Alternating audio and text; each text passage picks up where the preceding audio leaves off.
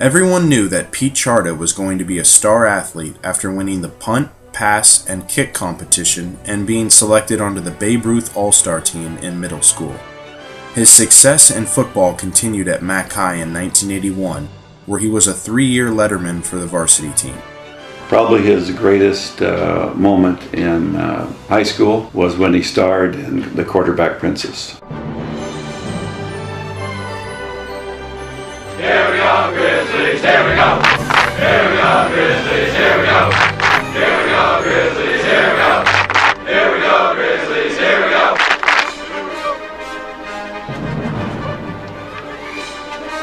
Hit! Hit! Hit! Hit! Hit! Hit!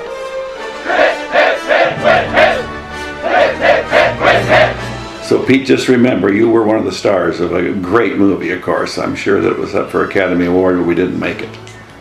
Not only did Pete play the leader of the Grizzlies on TV, but his star qualities truly shined on the real field as he filled in at quarterback, defensive end, running back, punter, linebacker, and occasionally even the kicker of extra points and field goals.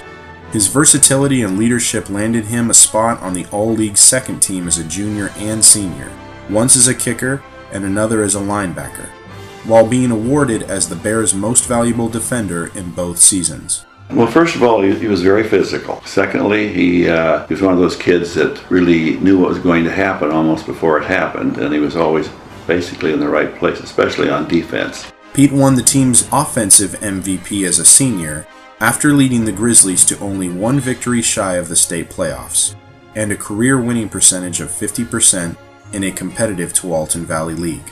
Okay, is this where you want me to say something good about Pete? I'll see what I can do.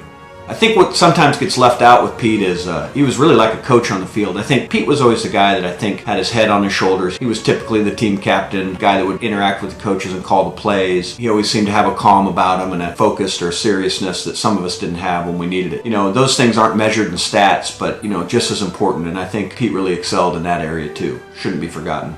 After another MVP season on the JV basketball team as a sophomore, Pete lettered in both his junior and senior years on varsity as the starting power forward.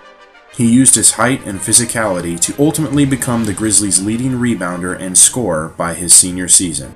Pete's best asset was he was a very intelligent player. He played within himself. He was a very, very good defender, tenacious rebounder, a good solid shooter, and somebody who was completely unselfish in basketball, a type of player you really have to have on every team. Pete helped the Bears make the state tournament in both years, including a league championship in 1983, before losing only by 2 points in the third-place game.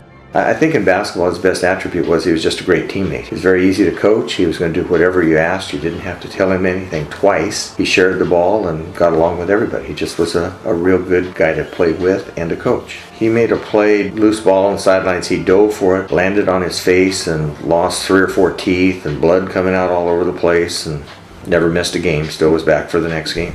His passion and tireless work ethic earned him the team's Most Valuable Player award as a senior and a career-winning percentage of 64%. Pete's dominance was even more evident on the baseball field, as he pitched and played shortstop for the varsity team all 4 years. During that time, the Grizzlies won 2 league championships, made 2 state playoff appearances, finishing 4th place both years, and ruled the league by winning 74% of their games. Pete struck out opponents at will with his intimidating fastball, while being selected onto the All-League first team for pitching and infielding as both a junior and senior. Baseball was Pete's really true talent. I think he was unfortunate not to be named a Player of the Year in 1984. He had a fantastic year. He could do everything. Shutdown dominant pitcher, power hitter, great shortstop, good team leader, really intimidating out there. He was an All-State honorable mention pitcher in 1983, but in his final season, Pete was chosen as the team's MVP onto the State Metro's All-Star team, while being the All-State first-team pitcher and the unanimous league's Most Valuable Player of the Year award winner. And I still remember going to our all-league meeting, and I still remember the Silverton coach standing up and saying, he was a man named Bill Davidson, stood up and said, "I've been coaching high school baseball for 22 years, and Pete Charda is the most dominating, intimidating player I've ever coached against." And that kind of ended the discussion on who was going to get Player of the Year in the league.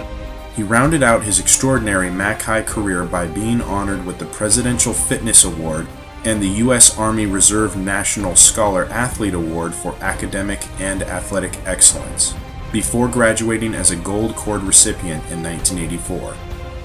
The following year, Pete accepted a scholarship to play baseball for the University of Washington, where he started for the varsity team all 4 seasons. There he perfected his fastball, raising the speed to over 90 miles per hour, which gained him attention from professional scouts. And I remember sitting by the scouts, and a man named Al Geddes leaned over to me and showed me the gun and said, well, he's a couple miles an hour behind Daly, but he's pretty darn close, and Daly's a junior going in the first round. He even won the Pac-10 Player of the Week award for March of his junior year, but his right shoulder required postseason surgery due to the extreme overuse of his throwing arm. However, Pete battled back as a senior and remained the Huskies' #1 pitcher for the 4th consecutive year. He completed his collegiate career in 1988, winning 55% of his games and earning several spots in Washington's all-time record book, including 9th all-time in innings pitched with 241, 9th all-time in strikeouts with 176, and 4th all-time in complete games with 14. Due to his unwavering love of the sport, Pete continued to pitch for the next 8 years for a few teams in the fast-pitch semi-professional league before his retirement from baseball in 1997. It's always amazed me that the coach at University of Washington never used him as a hitter. I was never convinced he was better as a pitcher than he was as a hitter. And he played in the State Metro Series in the Dalles. They let him bat twice, and he hit 2 home runs. The last one was across the street, landing on top of a roof in left field off of a guy named Eric Gunderson, who later pitched for 10 years in the major leagues. And then he never had one at-bat ever at University of Washington. With some better luck, Pete would be a household name. He would have gone all the way to the big leagues. Just some unfortunate timing and an arm injury here or there, but just a fabulous player and a fabulous all-around high school athlete. There's just no doubting it. Since then, he's moved on to his current passion, golf, which he has played nearly every day, rain or shine, over the last 2 decades, golfing a total of 363 days in just 1 year. Pete Charda's dedication and versatility continues to impress, as he's improved his present handicap to an intimidating 0.6. What a wonderful high school career we had, and what a fantastic athlete he was, and he is very deserving of this, if not more.